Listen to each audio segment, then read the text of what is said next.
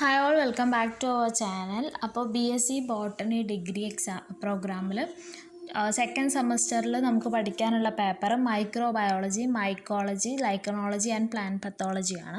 ഇതിലെ ക്വസ്റ്റ്യൻ പേപ്പറിൽ മാർക്ക് ഡിസ്ട്രിബ്യൂഷനും ബാക്കി സിലബസും ആണ് ഇന്നത്തെ വീഡിയോയിൽ നമ്മൾ ഡിസ്കസ് ചെയ്യാനായിട്ട് പോകുന്നത്. അപ്പം ക്വസ്റ്റ്യൻ പാറ്റേൺ എങ്ങനെയാണെന്ന് വെച്ചാൽ 60 മാർക്കിനാണ് നമുക്ക് എക്സ്റ്റേണൽ 60 മാർക്കിനാണ്, ഇൻറ്റേർണൽ 50 മാർക്കിനാണ്. ഇതിലതിൻ്റെ ഡീറ്റെയിൽസ് ഇല്ല. അപ്പോൾ നമ്മുടെ തിയറി പേപ്പർ 60 മാർക്കിനാണ് കേട്ടോ. അതിൽ വരുന്ന പാറ്റേൺസും കാര്യങ്ങളുമാണ് ഇപ്പോൾ നമ്മൾ ഡിസ്കസ് ചെയ്യാനായിട്ട് പോകുന്നത്. അപ്പോൾ ക്വസ്റ്റ്യൻ പേപ്പറിൽ നിങ്ങൾക്ക് ആദ്യത്തെ 2 section, A section, B section, C section, അങ്ങനെ 3 സെക്ഷനായിട്ടാണ് ക്വസ്റ്റ്യൻ പേപ്പർ ഉള്ളതെന്ന് നിങ്ങൾക്കറിയാലോ. അപ്പോൾ അതിൽ ആദ്യത്തെ സെക്ഷനിൽ A സെക്ഷനിൽ സീലിംഗ് ആണ് 20 മാർക്ക്. 20 മാർക്കാണ് സീലിംഗ് വരുന്നത്. മാക്സിമം ആ ഒരു A സെക്ഷനിൽ നിങ്ങൾക്ക് 20 മാർക്കാണ് കിട്ടുക. അതിൽ 12 ക്വസ്റ്റ്യൻ ഉണ്ട്. ഓരോ ക്വസ്റ്റ്യനും 2 മാർക്ക് വീതമാണ്. അപ്പോൾ നമുക്ക് എന്ത് ചെയ്യാൻ വേണമെങ്കിൽ എല്ലാതും എഴുതണമെങ്കിൽ എല്ലാതും എഴുതാം, അല്ലെങ്കിൽ 2 സ്കിപ്പ് ചെയ്യണമെങ്കിൽ 2 സ്കിപ്പ് ചെയ്യാം. പക്ഷേ ബാക്കിയുള്ളത് എന്തായിരിക്കണം, അത്രയും പെർഫെക്റ്റ് ആയിട്ടുള്ള ആൻസർ ആയിരിക്കണം. 2 മാർക്ക് കിട്ടാൻ മാത്രം പെർഫെക്റ്റ് ഉള്ള ആൻസർ ആയിരിക്കണം, ബാക്കി എഴുതിയിട്ടുണ്ടായിരിക്കണം. അപ്പം മാക്സിമം എല്ലാതും അറ്റൻഡ് ചെയ്യാനായിട്ട് ശ്രദ്ധിക്കാം. നമുക്ക് അറിയാത്തതുണ്ടെങ്കിൽ പോലും എന്തെങ്കിലും അതുമായി ബന്ധപ്പെട്ട എന്തെങ്കിലും എഴുതാം. അപ്പോൾ ജസ്റ്റ് ഒരു അര മാർക്കൊക്കെ കിട്ടാം. അപ്പോൾ എന്ത് ചെയ്യാം, മാക്സിമം എല്ലാ ക്വസ്റ്റ്യനും A സെക്ഷനിലും B സെക്ഷനിലും മാക്സിമം എല്ലാ ക്വസ്റ്റ്യനും അറ്റൻഡ് ചെയ്യാം. പിന്നെ C സെക്ഷനിൽ സീലിംഗ് ഇല്ല, ജസ്റ്റ് അതിൽ ഏതെങ്കിലും ഒരെണ്ണം എഴുതിയാൽ മതി. 10 മാർക്കാണ് ഒരു ക്വസ്റ്റ്യന്, അതിൽ ഏതെങ്കിലും ഒരു ക്വസ്റ്റ്യൻ മാത്രം എഴുതിയാൽ മതി. ഇനി A സെക്ഷനിൽ നോക്കുകയാണെന്നുണ്ടെങ്കിൽ A സെക്ഷനിൽ 12 ക്വസ്റ്റ്യനാണ് ഉള്ളത്. 2 മാർക്കിൻ്റെ 12 ക്വസ്റ്റ്യനാണ് A സെക്ഷനിൽ ഉണ്ടാവുക. B സെക്ഷനിൽ 5 മാർക്കിൻ്റെ 7 8 ക്വസ്റ്റ്യൻ ഉണ്ടായിരിക്കും. ഇതിലിപ്പോൾ 7 എന്നാണ് കൊടുത്തിട്ടുള്ളത്. 7 ഓക്കെ, 7 ക്വസ്റ്റ്യനോ 8 ക്വസ്റ്റ്യനോ ഉണ്ടായിരിക്കും. 7 ക്വസ്റ്റ്യൻ തന്നെ ആയിരിക്കും. അപ്പം അതിന് മാക്സിമം B സെക്ഷനിൽ മാക്സിമം നമുക്ക് സീലിംഗ് എന്ന് പറയുന്നത് 30 ഒരു ക്വസ്റ്റ്യന് 5 മാർക്കാണ്. ശരിക്കും 5 മാർക്കാണ് ഒരു ക്വസ്റ്റ്യൻ എന്ന് പറയുന്നത്. പക്ഷേ മാക്സിമം എന്താണ്, സീലിങ്ങിൽ 30 മാർക്കാണ് നമുക്ക് ആ ഒരു B സെക്ഷനിൽ മാക്സിമം കിട്ടും 30. അപ്പോൾ എല്ലാ ക്വസ്റ്റ്യനും അറ്റൻഡ് ചെയ്താലും നമുക്ക് ചില ക്വസ്റ്റ്യൻ കംപ്ലീറ്റ് ആയിട്ട് അറിഞ്ഞോളണമെന്നില്ല. അപ്പോൾ അതിൻ്റെ കുറച്ച് ഭാഗങ്ങളും വേറെ ക്വസ്റ്റ്യനും എല്ലാം അറ്റൻഡ് ചെയ്ത് കഴിഞ്ഞാൽ എന്താണ്, അത് നമുക്ക് യൂസ്ഫുള്ളായിരിക്കും. ആ ഒരു 30 മാർക്കിൽ അത്യാവശ്യം സ്കോർ ചെയ്യാനായിട്ട് പറ്റും സീലിംഗ് ഉണ്ട് എന്നുണ്ടെങ്കിൽ. പിന്നെ നമ്മൾ ടൈം മാനേജ് ചെയ്യാനായിട്ട് ശ്രദ്ധിക്കുക. നമ്മൾ എല്ലാ ക്വസ്റ്റ്യനും എഴുതുമ്പോൾ സ്വാഭാവികമായിട്ടും നമ്മുടെ ടൈം നന്നായിട്ട് പോകും. പിന്നെ ലാസ്റ്റത്തെ ക്വസ്റ്റ്യന് ജസ്റ്റ് ഒരു ക്വസ്റ്റ്യൻ മാത്രം എഴുതിയാൽ മതി. അതിന് സീലിംഗ് ഇല്ല. ഒരു ക്വസ്റ്റ്യന് 10 മാർക്കാണ് വരുന്നത് C സെക്ഷനിൽ. ഇനി അതിൻ്റെ ഡിസ്ട്രിബ്യൂഷൻ നോക്കുകയാണെങ്കിൽ 2 മാർക്കിൻ്റെ ക്വസ്റ്റ്യൻസിൽ മൈക്രോബയോളജിയിൽ നിന്ന് 3 ക്വസ്റ്റ്യൻ 2 മാർക്കിൻ്റെ 3 ക്വസ്റ്റ്യൻ ഉണ്ടാവും മൈക്രോബയോളജിയിൽ നിന്ന്. മൈക്കോളജിയിൽ നിന്ന് 2 മാർക്കിൻ്റെ 4 ക്വസ്റ്റ്യൻ ഉണ്ടാവും. ലൈക്കണോളജിയിൽ നിന്ന് 2 ക്വസ്റ്റ്യൻ ഉണ്ടാവും. പത്തോളജിയിൽ നിന്ന് 3 ക്വസ്റ്റ്യൻ ഉണ്ടാവും. ഓക്കെ, അപ്പം മൈക്രോബയോളജിയിൽ നിന്ന് 6 മാർക്കിനും, മൈക്കോളജിയിൽ നിന്ന് 8 മാർക്കിനും, ലൈക്കണോളജിയിൽ നിന്ന് 4 മാർക്കിനും 4 മാർക്കും, പിന്നെ പ്ലാന്റ് പത്തോളജിയിൽ നിന്ന് 6 മാർക്കുമാണ് അതിൻ്റെ ഒരു ലെവല്. അതിപ്പോൾ നമുക്ക് എന്താ സീലിംഗ് ആയതുകൊണ്ട് അത്ര മാർക്ക് കിട്ടില്ല കേട്ടോ. Total ceiling 20. ഓക്കെ, ഇനി സെക്കൻഡ് സെക്ഷനിൽ 5 മാർക്കിൻ്റെ ക്വസ്റ്റ്യനിൽ മൈക്രോബയോളജിയിൽ നിന്ന് 3 ക്വസ്റ്റ്യൻ 5 മാർക്കിൻ്റെ 3 ക്വസ്റ്റ്യൻ ഉണ്ടാവും. മൈക്കോളജിയിൽ നിന്ന് 2 ക്വസ്റ്റ്യൻ ഉണ്ടാവും. ലൈക്കണോളജിയിൽ നിന്ന് 1 ക്വസ്റ്റ്യൻ ആയിരിക്കും. പ്ലാന്റ് പത്തോളജിയിൽ നിന്നും 1 ക്വസ്റ്റ്യൻ ആയിരിക്കും. പിന്നെ നമ്മുടെ ലാസ്റ്റ് C സെക്ഷനിൽ വരുമ്പം 10 മാർക്കിൻ്റെ ക്വസ്റ്റ്യൻ, അത് ഏതെന്ന് വേണമെങ്കിലും വരാം. ഒന്നുകിൽ മൈക്രോബയോളജിയിൽ നിന്നാവാം, മൈക്കോളജിയിൽ നിന്നാവാം, ലൈക്കണോളജിയിൽ നിന്നാവാം, പ്ലാന്റ് പത്തോളജിയിൽ നിന്ന്, അത് ഏതെന്ന് വേണമെങ്കിലും ആ ക്വസ്റ്റ്യൻ വരാനുള്ള സാധ്യത ഉണ്ട്. അങ്ങനെ ആ C സെക്ഷനിൽ മാത്രമാണ് നിങ്ങൾക്ക് സീലിംഗ് ഇല്ലാത്തത്. അതിലേതെങ്കിലും ഒരു ക്വസ്റ്റ്യൻ മാത്രം എഴുതിയാൽ മതി. ബാക്കിയുള്ള ഭാഗത്ത് സീലിംഗ് ഉണ്ട്. ഒന്നിൽ 20, ആദ്യത്തെ സെക്ഷനിൽ 20 സീലിംഗ് വരുന്നത്. ആദ്യത്തെ സെക്ഷനിൽ മാക്സിമം നിങ്ങൾക്ക് 20 മാർക്കേ കിട്ടുള്ളൂ. അതിപ്പോൾ എല്ലാ ക്വസ്റ്റ്യനും അറ്റൻഡ് ചെയ്താലും നിങ്ങൾക്ക് 20 മാർക്കിൽ കൂടുതൽ തരില്ല. ഓക്കെ. സെക്കൻഡ് സെക്ഷനിൽ ബി സെക്ഷനിൽ മാക്സിമം 30, എത്ര ക്വസ്റ്റ്യൻ എഴുതിയാലും ശരി മാക്സിമം 30 മാർക്കേ കിട്ടുള്ളൂ. മാക്സിമം 30ആണ്, അതിൽ കൂടില്ല, കുറയാന്നല്ലാണ്ട് കൂടില്ല. മാക്സിമം 30 മാർക്കായിരിക്കും ആ ഒരു സെക്ഷനിൽ കിട്ടുക. ഓക്കെ, നിങ്ങൾക്ക് മനസ്സിലായെന്ന് വിശ്വസിക്കുന്നു. ഇനി മൈക്രോബയോളജി പേപ്പറിലുള്ള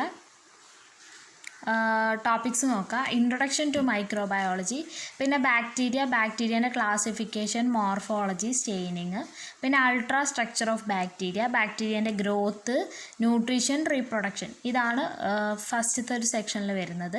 പിന്നെ വൈറസിൻ്റെ classification, architecture and multiplication, bacteriophage, TMV, retrovirus, HIV, viroids, prions. ഈ വൈറോയിഡ്സും പ്രിയോൺസും ഒക്കെ ഏകദേശം 2 മാർക്കിൻ്റെ ക്വസ്റ്റ്യനിൽ വരാറുണ്ട്. 2 മാർക്കിൻ്റെ ക്വസ്റ്റ്യനിലും കണ്ടിട്ടുണ്ട്. 2 മാർക്കിൻ്റെ ക്വസ്റ്റ്യനിൽ വൈറോയിഡ്സും പ്രിയോൺസും ഒക്കെ.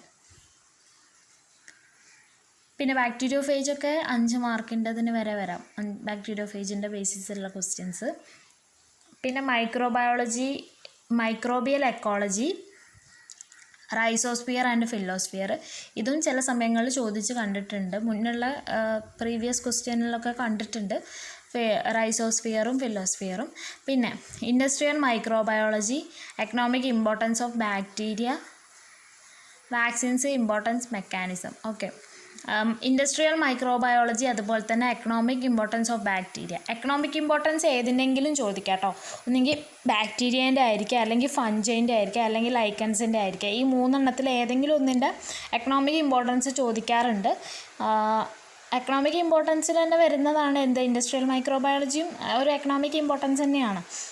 അപ്പോൾ ഇൻഡസ്ട്രിയൽ മൈക്രോബയോളജിയിലും ചോദിക്കാൻ സാധ്യതയുള്ള ഒരു ഭാഗമാണ് ഇൻഡസ്ട്രിയൽ മൈക്രോബയോളജി എന്ന് പറയുന്നത്. പിന്നെ അടുത്ത ഭാഗം മൈക്കോളജിയിൽ നിങ്ങൾക്ക് ഫൈലോജനി ഓഫ് കിങ്ഡം ഫഞ്ചൈ ഉണ്ട്, കൺസെപ്റ്റ് ഓഫ് അനാമോർഫ് ആൻഡ് ടീലോമോർഫ്, പിന്നെ ജനറൽ ക്യാരക്ടറിസ്റ്റിക്സ്, ഡിസ്ട്രിബ്യൂഷൻ ഓഫ് ഫംഗീസ്. ഈ 4 ഗ്രൂപ്പ് ഓഫ് ഫംഗീസ്: മാസ്റ്റിഗോമൈക്കോട്ടിന, സൈഗോമൈക്കോട്ടിന, ആസ്കോമൈക്കോട്ടിന, ബെസിഡിയോമൈക്കോട്ടിന. ഇതിൽ കൂടുതൽ ഇമ്പോർട്ടൻസ് ആസ്കോയ്ക്കും ബെസിഡോയ്ക്കും ആണ് കൂടുതൽ ഇമ്പോർട്ടൻസ് കൊടുക്കുന്നത് എന്ന് കരുതിയിട്ട് ബാക്കിയുള്ളത് ചോദിക്കില്ല എന്നല്ല. കൂടുതൽ ഹയർ ഫഞ്ചൈക്ക് കൂടുതൽ ഇമ്പോർട്ടൻസ് കൊടുക്കുന്നുണ്ട്. പിന്നെ മൈക്കോട്ടിനിൽ തന്നെ ടൈപ്പ് റൈസോപ്പസ് പറഞ്ഞാലും ഏതോ വർഷം മ്യൂക്കറിൻ്റെ ഇതൊക്കെ ചോദിച്ച് കണ്ടിട്ടുണ്ട്. ഞാൻ അത് ചെക്ക് ചെയ്തിട്ട് പറയാം കേട്ടോ. ക്വസ്റ്റ്യൻ പേപ്പറിൽ കണ്ടിട്ടുണ്ടോ എനിക്ക് ഓർമ്മയില്ല, അത് ഞാൻ ചെക്ക് ചെയ്തിട്ട് പറയാം. പിന്നെ എക്കണോമിക് ഇമ്പോർട്ടൻസ് ഓഫ് ഫഞ്ചൈ ഞാൻ പറഞ്ഞു. എക്കണോമിക് ഇമ്പോർട്ടൻസ് ഓഫ് ഫഞ്ചൈയോ ലൈക്കനോ അല്ലെങ്കിൽ ബാക്ടീരിയോ ചോദിക്കാൻ സാധ്യത കൂടുതലുണ്ട്. ഓക്കെ, ഇനി എക്കോളജിക്കൽ ഇമ്പോർട്ടൻസ് ഓഫ് ഫഞ്ചൈ, അതൊന്നും ചോദിക്കാം. അതാണ് മൈക്കോളജിയിൽ നോക്കാനുള്ളത്. പിന്നെ ലൈക്കനോളജിയിൽ ഇൻട്രൊഡക്ഷൻ ഉണ്ട്, അതായത് ഇൻട്രാക്ഷൻ ബിറ്റ്വീൻ, അതായത് ലൈക്കൻ എന്ന് പറഞ്ഞാൽ ഫംഗൽ ആൻഡ് ആൽക്കൽ അസോസിയേഷൻ ആണല്ലോ, അതിൻ്റെ ഇൻട്രാക്ഷൻ, മ്യൂച്വലിസത്തിനെ കുറിച്ചിട്ടുള്ള കാര്യങ്ങൾ.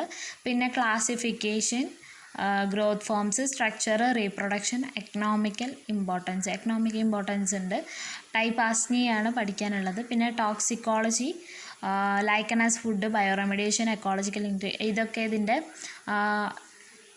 ഇമ്പോർട്ടൻസ് ആണ്. എക്കോളജിക്കൽ ഇൻഡിക്കേറ്ററായിട്ട്, പൊല്യൂഷൻ ഇൻഡിക്കേറ്ററായിട്ട്, അതുപോലെ തന്നെ ലൈക്കൻ സോയിൽ ഫോർമേഷനിൽ ലൈക്കൻ്റെ പങ്ക്, അങ്ങനത്തെ സംഭവങ്ങൾ ലൈക്കനോളജീൻ്റെ ഭാഗത്തുനിന്ന് ചോദിക്കുക. ലൈക്കനോളജിയിൽ മെയിനായിട്ട് ലൈക്കനോളജി എന്ന് പറയുന്നതിൽ എനിക്ക് തോന്നുന്നു മാക്സിമം 9 മാർക്കാണ് ലൈക്കനോളജിയിൽ നിന്ന് കൂടുതലായിട്ട് ചോദിച്ച് കണ്ടിട്ടുള്ളത്. ഓരോ 9 മാർക്കിൻ്റെ ആ ഒരു വെയിറ്റേജ് കൊടുത്താൽ മതി ലൈക്കനോളജീൻ്റെ ഭാഗത്തേക്ക്.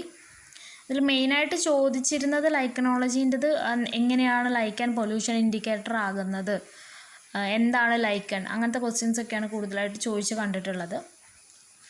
പിന്നെ അടുത്തത് വന്നിട്ട് പ്ലാന്റ് പത്തോളജിയിൽ നമുക്ക് കോസേറ്റീവ് ഏജൻസ് ഉണ്ട്. പിന്നെ സിംറ്റംസ് ഓഫ്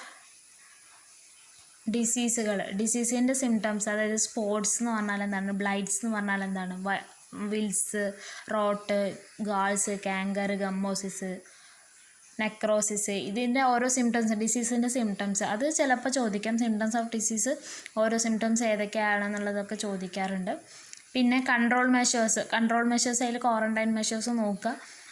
പിന്നെ നമുക്കൊരു 7 ഡിസീസസ് പഠിക്കാനുണ്ട്. Citrus canker, Mahali disease, blast of paddy, quick wilt, mosaic disease of tapioca, bunchy top of banana, grey leaf spot of coconut. ഈ 7 ഡിസീസുകൾ എന്തായാലും ഇതിൻ്റെ കോസേറ്റീവ് ഓർഗാനിസത്തിന് പഠിച്ചു വെക്കണം.